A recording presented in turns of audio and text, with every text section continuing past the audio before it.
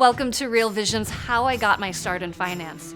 In this interview with Real Vision co-founder Grant Williams, Ben Hunt, author of Epsilon Theory, talks about his upbringing in Huntsville, Alabama, how his interest in finance began at an early age, and the critical importance of one's reputation.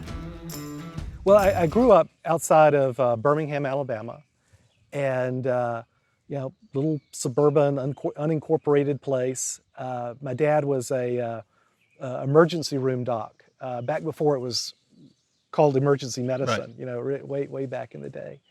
And growing up in Alabama, still family down there.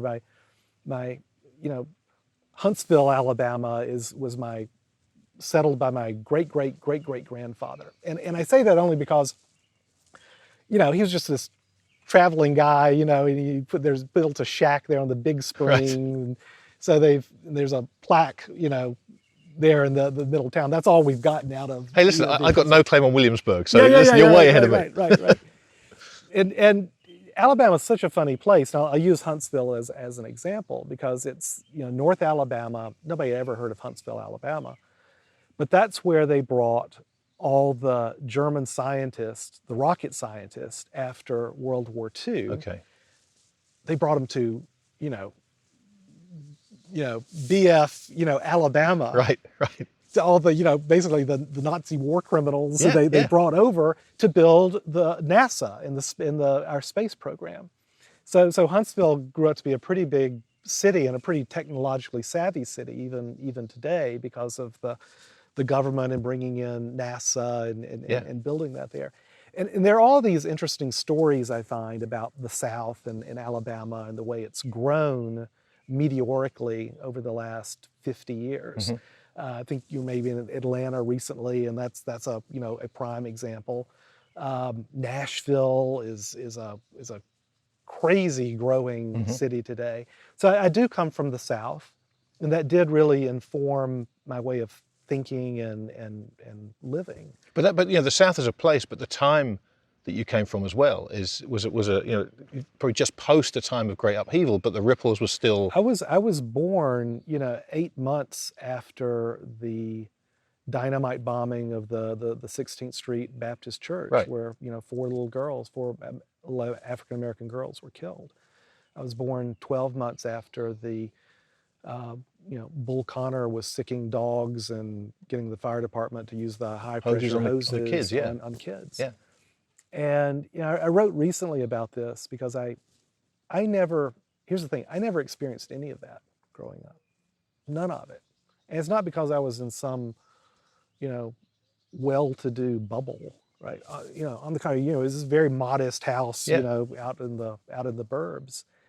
It was really a set of choices, I think, that my parents made about, how to raise their pack, their family. And I've really had to wrestle with that recently because I think that it is important, certainly, to look down the family tree and support your family and the like. But I also think it's so important to live our lives as citizens and to, pick and choose, but choose where we want to be active in our lives as citizens. Yeah. But to get back to your point, my fascination with markets and with investing was that I would, back then the only news you got was the newspaper, right? So I'd spend all this time, it was just the tickers. You just get the ticker and the open price and the closing price. You remember those? I do, sadly. I wish I could act dumb, but no, I do remember those days. And in the newspaper, the business section was essentially, that's what it was. It was just very tiny print of the tickers and the numbers. And I found that endlessly fascinating because I said, well, there's some pattern in here. Right. And there's some way to make money, apparently, from this. So the key is I just have to find the pattern. And I'm 8, 9 years old. And it's basically, Kabbalah numerology where I'm writing down numbers and seeing how they repeat and stuff like that. Totally useless, right? But that was the way I'm wired, is to try to solve these puzzles. Where do you think that came from? Because growing up the son of a doctor in the South, I'm always fascinated. People say, "Oh, my grandfather was into the stock market," or it tends to come from somewhere. I'm fascinated that this would be what you just found yourself drawn to. Well, I tell you, I think it comes from there are plays on kind of both sides of a family of risk takers and entrepreneurs, Right. and frankly puzzle solvers, because that's what it is for me. And this is why I've always been fascinated by game theory. That's why I ultimately found the stock markets, because it is the biggest game. It's the biggest puzzle to try to solve. And card games are another form of this. So gambling is big. It's big everywhere, I guess, but it's really big in the South, right? I mean, you'll bet a quarter on which snail gets to that rock first if there are two snails there, or bet on which raindrop comes down the window faster. Yep. Yeah, right. You know that, right? I played these games. So what I also grew up in the South was a culture of gambling, and to be effective in that culture, you have to have some. You quickly need to develop a sense of probability and odds, and edge, odds and edge, right? So I remember, buying Edward Thorp's book when I was 9 years old, and I saw Edward Thorp, who I think some of your viewers probably know. He went on to develop some really interesting, the Kelly criteria, and they're all notions of how you apply these ideas of edge and odds to, in his case, options, but to financial markets more broadly. But he really got his start, right? He was playing blackjack, and I'd seen him on television. I think it was What's My Line or something. These old shows, right? Absolutely.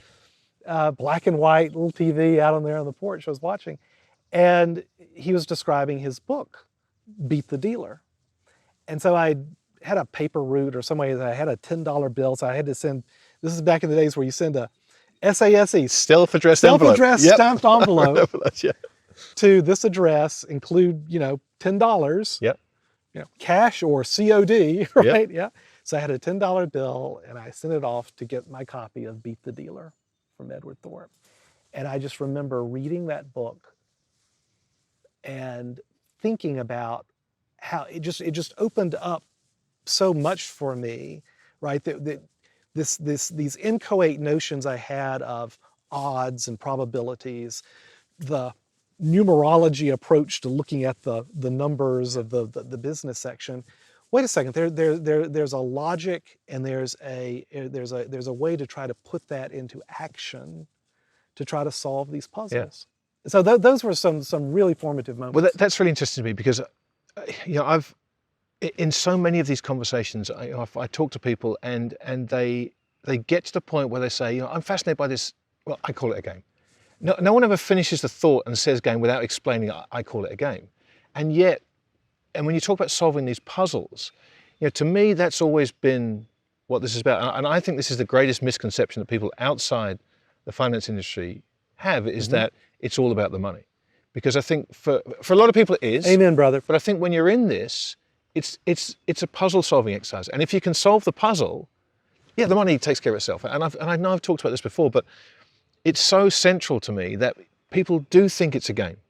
They do think it's something winnable, and you kind of win by staying at the table rather than actually any great pot. Some people will walk away, but it's an exercise in getting this right.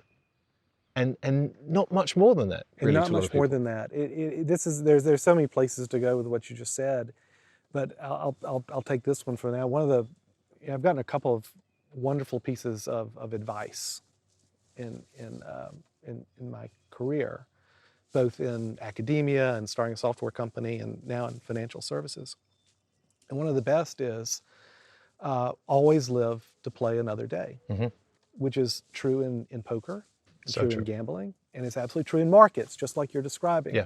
Because this is what I talk about in some of the things I write about, the meta game, meaning it's the game, the big game that we're all playing, of which this job or this trade is only a small part of the big game that we're all playing.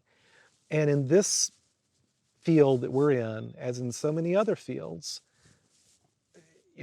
90% is just showing up. Yeah. And showing up every day, and not going all in, not facing that risk of ruin, right? Which if you let the numbers and the odds take over with you, our brains are hardwired at times to go on tilt, as it is often called, right? And we can talk about all the ways in which, small ways and big ways, we go on tilt.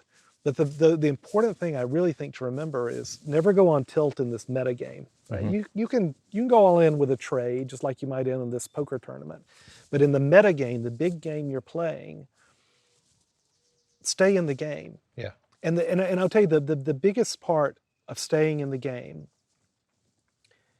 the thing you can't repair. You can rebuild your bank account. Mm-hmm.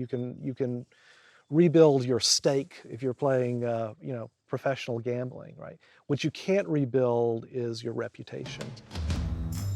Ben Hunt's unique background colors the way he views the world. From tinkering with numerology as a child to writing about the metagame we all play with Epsilon Theory, Hunt's fascination with game theory and gambling has helped him hone an incredibly powerful investment philosophy. For Real Vision, I'm Justine Underhill.